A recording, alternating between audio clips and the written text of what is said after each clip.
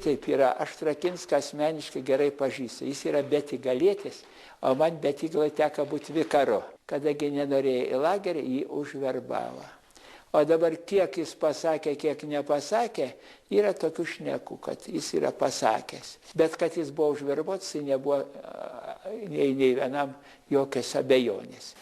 Nori žmogus gyventi, tai visokiais būdais žiūri, kad išlikt gyvenime. O aš norėjau, kad tik mirt. Aš išžudžiausi, kai mane griebė iš ligoninės. Į peilį įsitraukiau, iš spintelės norėjau. Ką su juo padarysi, peilis tas atšipęs. Jeigu čia brauksi, tai čia tai gyslų yra, čia nespės, jie pajus ir sulaikys šitą viską. Jeigu pirmiausia, tai galvojau, čia reikia nusipjauti.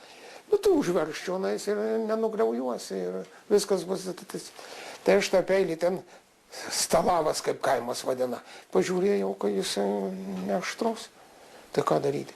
Tai aš, ten su vienais marškiniukais, tai aš galvoju, čia kur širdys yra tarp šonkaulių, čia smaigalį tą to peilį sustatysiu, įversiuosi ant šono, taip ant to peilio guls, tada aš makšt.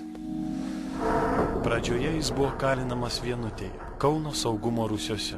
Okupantams Juozas pasipriešino ne tik tylėjimu, bet ir badavimu. Tada buvo nutarta perkelti jį į bendrą kamerą, kur sutiktas kunigas Alfonsas Varinskas atkalbėjo Juozą nuo savižudybės užmačių. Mane laikė 2 kartus ir laikytas su partizanais. Ir vieną kartą atneša ant neštuvų ir vidury pastatą. Sakė, o, prižiūrėkit. Nu, sakiau, gerai, prižiūrėsim. Jis pasako pavardę Misingevičius.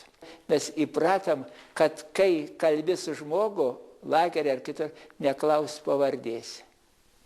Kad nežinau, dėl to, kad aš, pavyzdžiui, nepasitikėjau, kad galima išlaikyti. Dėl to, kad jie turėjo tiek priemonių visokio. Visokius būdus priima. Spardo šitą, tik šaukinėja tie neštuvai su viskuo. Į pistoletą, į kaktą, stato į plaukus, papratę sukt plaukus, kai paima naujai tardoma, būna su plaukais. O mane prieš vežant į kalėjimą vyrai prašiau, kad nukirptų plaukus, kaip žinodamas. Tai čia griebė neusuka, nesuima tų plaukų, siunta pasiutusiais spardos, pjaudosi net tiesiog. Ir ką šapatais veidą mina. Gerai, patikrysim. Kas gali dabar paliūdyti, kad tu ten buvai? Sakau, jūs sakote, kad aš banditas. O kuris pasakys, kad mane pažįsta? Sulieja vandeniu, suspardyta, atnešant gal į kamerą po tardymo. Šviesa užgesina nakties metu. Aš iškėlęs rankas į viršų. Dieve, užčiauk man burną. Ir šitą mane išklausė.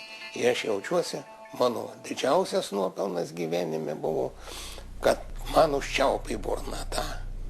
Nežinau, nemačiau, neprisimenu. Tokie mano buvo visi atsakymai. Man netiek buvo svarbu tie kankinimai, buvo svarbu pernešti, bet kiek buvo didvyriškumo. Tai jeigu šnekėti, tai buvo labai daug didvyriškumo. Pavyzdžiui, kad ir Juozas, kaip jis kentėjo, kojagi tai gangrenavo, paskui jam nupjovė, nėra ko periš, kad būtų kokios medžiagos, pūliai tai sunkėsi, matas viršai, o periš neturėjom ko, nebuvo jos medžiagos.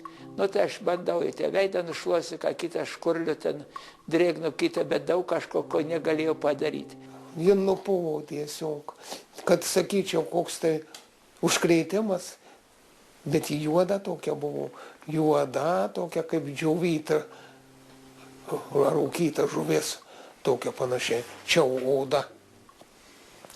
Oda tabaluoja palaida, o tų raumenų nėra. Kaulas matosi per tą plyšį. Bet jis buvo gražiai nusiteikęs. Sako, nesakė, apie 2 metus aš sužinojau, kad jis tada buvo nesenai sėdė, tada buvo mažiau laiko, bet apie 2 metus jis nesakė jam pavardės. Tardytoja sugrėbė ten su kokiu žnyplium, su kuo tai liežu įsikirto, ištempė ir su kita ranka peiliuką pasiėmęs. Votibė, reiškia, nešneki nereikia tau liežuvių. O ką, aš nelaukiau jų pasigalėjimų, ką įmano, tą daro, kad tik atsiekt savo, kad sužinot pavardę, ne ko kito pavardę. Jau kada pavardė bus aiški, tai tada aš galėsiu nieko taip nei nesakyti, kiti pasakys, kad ką išmuša, tai išmuša iš pirmo nušipimo, paskui užsigrūdina ir patyrimą įgauna, jau paskui jam pašvelp, jis nieko neišduos.